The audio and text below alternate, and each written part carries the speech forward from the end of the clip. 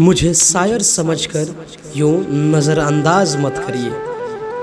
नाम श्री धीरू भाई चतुर्वेदी। घर गोपालगंज के छोटे से प्रखंड कुचायकोट का निवासी हूँ। गांव मेरा भोपतपुर पड़ता है।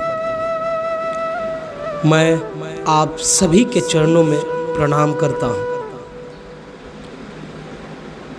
मेरे शुभ चिंतक केशव अतुल ब्लॉग्स के चीफ एडिटर जो कि मेरे ऊपर आर्टिकल बना रहे हैं, जो कि मैं अपना सफ़र बताऊंगा, कैसे एक छोटे से परिवार से निकलकर काशी यानी बनारस के उच्च स्तर कथावाचकों में से मेरा नाम आता है। कैसे मैंने अपने सफ़र को तय किया है, आइए देखते हैं।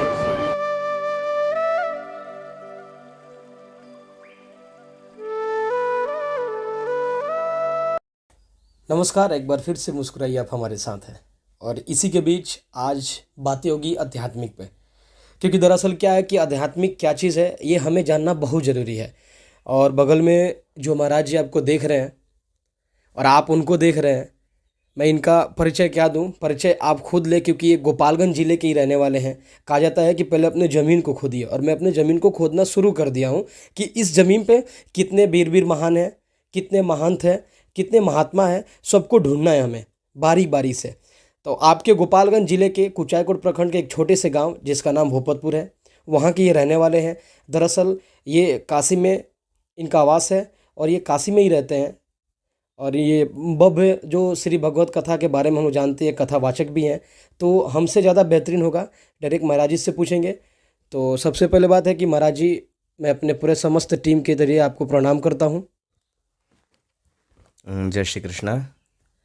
महाराज जी, हमारे जितने भी दर्शक हैं, जितने भी दोस्त हैं, भाई हैं, वो ये जानना चाहते हैं आपसे कि आपका परिचय क्या है। मेरा नाम पूज्य श्री धीरू भाई चतुर्वेदी है। हमारे पिताजी का नाम स्वर्गीय श्री रायसर चौबे है। और जब मैं कक्षा 5 में पढ़ रहा था तो आज से करीब 17 वर्ष पहले मैं काशी चला गया माता पिता के आशीर्वाद से, और वहीं रह कर के मैं इस समय शोध कार्य कर रहा हूँ संस्कृत विषय में। और भगवान की कृपा से भगवत गुणगान करने का और भगवान की सेवा करने का हमें अवसर प्राप्त है। तो मेरा सबसे बड़ा परिचय है कि मैं भगवान का सेवक हूँ, नर सेवक हूँ। नर सेवा ही नारायण सेवा है। जय श्री कृष्ण। जय श्री कृष्ण। और महाराज जी, आपका जो सफ़र था यहीं से शुरू हुआ था? जी, जब जन्मभूमि यही है तो सफ़र यहीं से शुरू हुआ था। लेकिन जीवन में जो परिवर्तन आया वो, यहाँ हमारे पिताजी जब थे तो गौ सेवा ज़्यादा करते थे और मेरी माताजी भी उनका हाथ बटाती रहीं। तो हम लोगों ने बचपन में, जो हमारे पिताजी मंदिर पे रहा करते थे, तो बचपन में उनको देख करके हमारे भी मन में जो है भगवान की पूजा के प्रति, भगवान के प्रति, गौ सेवा के प्रति, मतलब जन्म से ही हमारी आस्था है। क्योंकि पिताजी जब मेरा जन्म हुआ था उसके 2-4 वर्षों के बाद उन्होंने ये सब कार्य प्रारंभ कर दिया था। तो यहीं से मेरा जीवन का सफ़र प्रारंभ हुआ। और जो जीवन में परिवर्तन आया वो बाबा विश्वनाथ की कृपा से, काशी में, वृंदावन में और संतों के साथ में रहने से। हमारे महाराज जी हैं पूज्य श्री आगम जानी बाबा जी, तो उनके साथ मैंने पूरा भारत भ्रमण, लगभग सभी प्रांतों में मैंने भ्रमण किया। बद्रीनाथ, केदारनाथ, दक्षिण भारत, तमिलनाडु, आंध्र प्रदेश, आपका उड़ीसा, भारत के लगभग सभी प्रांतों में मैंने भ्रमण किया। संतों की सन्निधि, संतों का संग और उनके प्रभाव से हमारे जीवन में बहुत ही ज़्यादा परिवर्तन आया। तो जीवन की शुरुआत जो है पूरे भारत से हुई है, यही माना जाएगा। आपको संगत से परिवर्तन हुआ था कि घूमने से हुआ था, अलग अलग जगहों को देखने से हुआ था? जी, इसमें दोनों ही कारण है। कारण ये है कि जीवन में संघर्ष भी किया हूँ और घूमने से भी परिवर्तन आया। राहुल सांकृत्यायन एक बहुत बड़े विद्वान थे हिंदी साहित्य के, तो उनका एक ग्रंथ है घुमक्कड़ शास्त्री की जिज्ञासा। तो राहुल सांकृत्यायन ने कुछ पढ़ा नहीं था, लेकिन महाराज वो केवल घूमने मात्र से बहुत बड़े विद्वान बन गए। उन्होंने ग्रंथ लिखा घुमक्कड़ शास्त्री की जिज्ञासा। हिंदी साहित्य में घुमक्कड़ शास्त्र का बहुत बड़ा स्थान है। तो संघर्ष तो था ही, क्योंकि मैं बहुत ही गरीब फैमिली से बिलोंग करता था बचपन से ही। और जब मैं बनारस में, जब मेरा एडमिशन हुआ, मतलब कक्षा 6 में, एक संस्कृत विद्यालय में, मारवाड़ी सेवा संघ 80 पे है बनारस में, तो उस समय मतलब जो मेरे घर की जो स्थिति थी उसको सोच सोच करके मैं दिन रात रोता रहता था, क्योंकि अन्य बच्चे जो थे बिल्कुल हमसे अलग थे, सबके घर से कुछ ना कुछ पैसे आया करते थे, हमारे घर में वैसी कुछ स्थिति नहीं थी ताकि हमारे घर वाले ले जाके हमारे लिए कुछ स्पेशल कर पाएँ या दवा दे पाएँ। यहाँ तक ये स्थिति थी कि घर वाले हमको रिसीव करने भी नहीं जाते थे, क्योंकि ज़्यादा पैसा लग जाएगा। तो जो भी मेरा खर्च था सब संस्था वहन करती थी, और सारे बच्चे पढ़ाई करते थे, और मैं वहाँ बचपन में कंपटीशन की तैयारी करता था, जैसे गीता की कहीं प्रतियोगिता हो गई, कहीं शास्त्रार्थ हो गया, तो मैं सोचता था कि मैं वहाँ जाऊँगा तो मुझे 10,000 रुपये इनाम में मिल जाएगा। तो मैं अपने पढ़ाई के साथ साथ कंपटीशन की तैयारी करके वहाँ भाग लेकर के मैं वहाँ जीतता था। प्रथम पुरस्कार प्राप्त मैंने कई बार किए अपने जीवन में, बहुत सारे प्रमाण पत्र हैं नेशनल लेवल के संस्कृत में, तो उससे मुझे बहुत सारा धन मिल जाता था।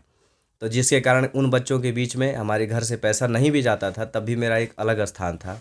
तो संस्था को कभी मैं बोझ नहीं लगा, और जब भी मुझे जीवन में कभी कठिनाई समझ में आती थी या मुझे लगता था मैं पढ़ नहीं पा रहा हूँ, तो मैं अपने घर की गरीबी को याद करके, अपने माता पिता को याद करके, मैं यहाँ का जो भी मेरा वातावरण था, जो मैंने दुख देखा था, उसको याद करके मैं रोता रहता था, और रो करके फिर मैं सोचता था नहीं मुझे कुछ करना है, मुझे पढ़ना है, तो मुझे फिर नींद नहीं आती थी। तो मैं निरंतर मेहनत करता था। तो जीवन में जो है, अच्छा गुरुजी, जिस संस्था में आपने पढ़ाई की, आपने आपको तैयार किया है, उस संस्था का क्या नाम था? उस संस्था का नाम है श्री मारवाड़ी सेवा संघ। वो एक विद्यालय है बनारस में, मारवाड़ियों का विद्यालय है, बहुत ही अच्छा विद्यालय है। अच्छा, कोई भी मेरे भाई या बहन जो भी सुन रहे हैं, हम लोग को देख रहे हैं, अगर वो चाहें आपकी तरह उस संस्था में दाखिल होने के लिए और आपकी तरह बनने के लिए, क्योंकि बहुत सारे लोगों का मनोकामना है कि हम जिस स्तर पे आप हैं उस स्तर पे वो भी हों, तो वो कैसे वो कर पाएंगे, कैसे कर पाएंगे? जी कर पाएंगे, क्यों नहीं। कारण ये था कि जिस विद्यालय में मैं पढ़ा हूँ, जिस वर्ष मैं बनारस गया उसी वर्ष विद्यालय का ओपनिंग हुआ, और उस संस्था का नियम है कि केवल 10 बच्चों का ही एडमिशन होता है उस विद्यालय में। तो हम दोनों भाइयों ने एक साथ वहाँ पढ़ाई की। तो वहाँ का कंपटीशन, जो वहाँ की व्यवस्था है, बहुत ज़्यादा टफ है, करने को हर व्यक्ति कर सकता है, ऐसा नहीं है। अच्छा, सफ़र आपका ये रहा। आपको याद है गुरुजी कि आपके पिताजी कब स्वर्गवास हो गए? 2014 में 17 जुलाई को शाम को 5:30 बजे। 5:30 बजे। उनके जाने के बाद से आज कुछ कमी महसूस होती है, या आप अपने ज़रिए या उनके आशीर्वाद से आप हर चीज़ में मतलब निपुण हैं? हाँ बिल्कुल, पिता की तो कमी सबके जीवन में महसूस होती है। पर कोई भी हमसे पूछता है आपका घर क्या है, मैं बोलता हूँ मेरा घर है रामनगर। तो लोग कहते हैं रामनगर ये बनारस वाला, मैं कहता हूँ नहीं वो रामनगर। अच्छा। पिताजी आपके, मैं कहता हूँ सबका पिता एक है, तो मेरा भी पिता है, इसलिए मैं अनाथ नहीं हूँ, मैं भी सनाथ हूँ। तो भगवान हमारे साथ हैं, ठाकुर जी को मैं लेके चलता हूँ, इसलिए हमें पिता की कमी बिल्कुल महसूस नहीं होती है। अच्छा गुरुजी, तो अभी आपका मतलब अभी आप कर में क्या करते हैं? जैसे कि आप काशी में अगर कोई चाय मिलने के लिए आपसे, तो वो स्थान कहाँ होगी? जी काशी में फ़िलहाल मैं इस समय 80 के पास में एक नगवा स्थान है, मैं वहाँ रहता हूँ। और एक छोटा सा मंदिर और छोटा सा आश्रम, एक योगेंद्र प्रताप सिंह जी हैं विंध्याचल मिर्ज़ापुर में, उन्हीं के सौजन्य से बहुत बड़ा आश्रम बन रहा है।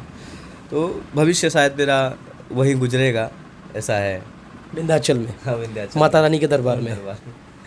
और इसी के साथ जैसे आप काशी पहुंच गए, जब वहां गए और आप मतलब जो कथावाचक का जो रूप है, ये किस वर्ष में आप ले लिया था? ये तो बचपन में ही मैंने गीता में पढ़ा है, अनन्यास चिंतयन्तो माम ये जनाः पर्युपासते तेषां नित्याभियुक्तानां योगक्षेमं वहाम्यहम्। भगवान कहते हैं गीता में, जो अनन्य भाव से मेरी भक्ति करता है उसका मैं योग और क्षेम दोनों का वहन करता हूँ, मतलब उस भक्त को मैं कंधे पर लेकर के चलता हूँ। तो बचपन में जब मैं कक्षा 8 में पढ़ रहा था, तो उस समय मैंने, पूरे भारत में एक बहुत बड़ा कंपटीशन होता है, बनारस में एक श्रृंगेरी मठ है, शंकराचार्य के द्वारा गीता प्रतियोगिता होती है। तो कक्षा 8 में मैंने संपूर्ण गीता जो है कंठस्थ कर लिया था, तो उसमें मुझे 21,000 का पुरस्कार मिला जब मैं 11-12 वर्ष का था उस समय। और उसके बाद मैं निरंतर कई बार गीता प्रतियोगिता में इधर उधर भाग लिया। तो मुझे लगता है कि भगवान श्री कृष्ण ठाकुर जी की कृपा थी उस समय, और गीता जी की कृपा थी। और गीता जी की कृपा से पहले मैंने गीता याद करी, और उसके बाद श्रीमद् भागवत जो है अपने आप भगवान की कृपा हुई। और एक ब्रह्म का भी बहुत बड़ा योगदान है, एक है ब्रह्म स्थान, तो मैंने उनको बहुत ज़्यादा भागवत एकांत में ले जा कर के सुनाया। और वो मेरे गुरु ही हैं, लेकिन मैं नाम नहीं लूँगा। अच्छा, आपने श्रीमद् भगवत गीता की कथावाचक हैं, आप कथा उसी का सुनाते हैं, तो हमें बताएंगे कि श्री भगवत प्राप्ति कैसी होती है? जी देखिए, भगवत प्राप्ति का एकमात्र माध्यम है 84 लाख योनियों में 84 लाख योनियाँ हैं। जलचर थलचर नभचर नाना, तो 84 लाख योनियों में 4 लाख मनुष्य की प्रजाति है। तो साधन धाम मोक्षकर द्वारा, मतलब जो मोक्ष की जो चाबी है, मोक्ष का जो दरवाज़ा है, वो मात्र एक चाबी से खुलेगा। वो चाबी है ये मनुष्य शरीर। इस मनुष्य शरीर के द्वारा ही उस परमात्मा को प्राप्त किया जा सकता है। और उस परमात्मा को प्राप्त करने का एकमात्र साधन है, परमात्मा के निकट जाने का एकमात्र साधन है भगवान का भजन, भगवान का कीर्तन, भगवान का कथा श्रवण। श्रवणम कीर्तनम विष्णोः स्मरणम पाद सेवनम अर्चनम वंदनम नित्यम सख्यम दास्यम आत्मनिवेदनम। नवधा भक्ति है। तो भगवान को प्राप्त करने के कई रूप बताए गए हैं। कहते हैं कि शास्त्र कहते हैं कि भगवान को प्राप्त करने की प्रथम सीढ़ी ये है कि हम भगवान से किसी न किसी प्रकार से अपना संबंध स्थापित करें। कहते हैं कैसे संबंध स्थापित करें? कहते हैं पहला ये है कि या तो दास बन जाओ। दास से भक्ति, जैसे कबीर दास, तुलसीदास, रहीम दास, मलुक दास, इन्होंने भगवान को प्राप्त करने का प्रथम जो एक साधन चुना वो दास बनना। और हनुमान जी ने भी दास भक्ति स्वीकार की थी। तो भगवान को प्राप्त करने का सेवक बन करके भगवान की सेवा करना। तो वो सेवा दो प्रकार से होती है, एक निर्गुण निराकार और सगुण साकार। या तो भगवान की मूर्ति की सेवा करिए, या निराकार ब्रह्म का जो है आंख बंद के ही आप ये विचार करें कि ये जितना आकाश है, ये जितना वायुमंडल में आपका ये बादल दिखाई दे रहा है, सब धूप है। ये पृथ्वी की जो सुगंध है वो भगवान के लिए अमृत है। ये जितना जल है ये जो भगवान का पेय है। तो इस भाव से भी निराकार और साकार रूप से भगवान को भजा जा सकता है। तो प्रथम भक्ति है, मतलब भगवान को प्राप्त करने का प्रथम सीढ़ी जो है दास्य भक्ति है। दूसरा आप सख्य भाव, सखेति मत्वा प्रसवम यदुक्तम। कृष्ण अर्जुन ने भगवान से संबंध स्थापित किया था, आप मेरे सखा और मैं भी आपका सखा। सखेति मत्वा प्रसवम यदुक्तम, मतलब भगवान से एक संबंध स्थापित किया जाए। तीसरा जो है दास्य भक्ति, सख्य भक्ति। उससे बड़ी भक्ति है कौन सी? वात्सल्य भक्ति, भगवान को अपना पुत्र मान लेना। तो ये आसान भक्ति नहीं है।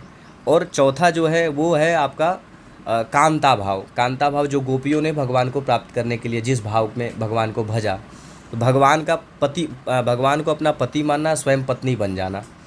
तो लेकिन ये जो भगवान को प्राप्त करने का, भगवत प्राप्ति का ये जो साधन है, ये जो मार्ग बताया गया है, ये जो भी आपके अंदर कोई भी भगवान से यदि आपने इसमें से दास्य भाव या सख्य भाव या भगवान को वात्सल्य भाव से, पुत्र भाव से, या भगवान को कांता भाव से यदि आपने भजा, लेकिन ये भाव जो है दुनिया में नहीं आना चाहिए। यदि भगवान को मित्र माना तो भाई दुनिया में फिर किसी को मित्र मत बनाओ। यदि भगवान को आपने सखा माना, भगवान को यदि अपना माने स्वामी मान लिया, तो फिर दुनिया में किसी को अपना स्वामी नहीं मानना। भगवान को यदि अपना पति मानना तो फिर दुनिया में किसी और को अपना पति नहीं मानना। भगवान को यदि आपने पुत्र मान लिया तो फिर संसार में अपने पुत्र को भी पुत्र नहीं कहना और ना ही उसको पुत्र रूप में देखना है। तो भगवत प्राप्ति का माध्यम है ये कि कोई ना कोई भगवान से आप संबंध स्थापित कर लीजिए। यदि आपका भगवान से संबंध स्थापित हो गया, फिर धीरे धीरे आप भजन करिए, भगवान के आप निकट पहुंच जाएंगे अपने आप। अच्छा गुरुजी, मैं आपके पास आने से पहले एक दोस्त के पास मैसेज किया था कि अगर आपके पास कोई प्रश्न हो आध्यात्मिक से तो आप मुझे दो, मैं आपको उसका उत्तर मैं दूंगा। मैं एक ऐसे महापुरुष के सामने मैं जा रहा हूँ, तो उन्होंने उसमें रिटर्न मैसेज रिप्लाई किया मेरे को कि ये आध्यात्मिक क्या होता है। मैं बड़ा ही मुझे आश्चर्य हुआ कि आजकल के दोस्त या आजकल के बच्चे जो है आध्यात्मिक के बारे में नहीं जानते हैं।